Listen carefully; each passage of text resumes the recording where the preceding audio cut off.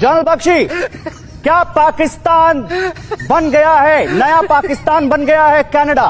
यही मैं आज सवाल पूछ रहा हूं।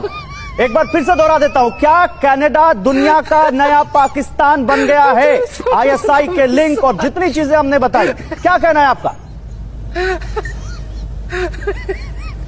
इसमें दो कौड़ी शक नहीं होना चाहिए किसी को कि कनाडा अपने आप को नया ब्रिजहेड बना रहा है, भारतवर्ष की डिस्टेबलाइजेशन के लिए एक टेररिस्ट बेस बना रहा है।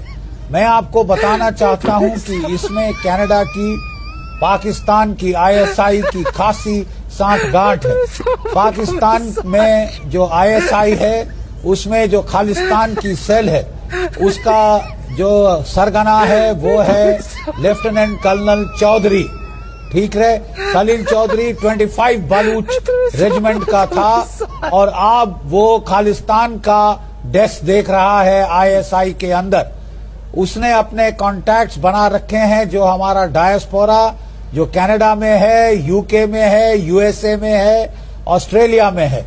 और यहाँ पे वो जो ड्रग तस्करों के जरिए, देखिए कोई भी जो सही जिसका दिमाग है वो कुछ भी खालिस्तान से लेना देना नहीं चाहते, हमारे सिख भाई बहन, ठीक है। लेकिन उनको ड्रग के जो है चुंगल में फंसाकर, उनको जो है ड्रग के ज़ॉम्बी बनाकर पाकिस्तान की आईएसआई इस्तेमाल करना चाहती है। और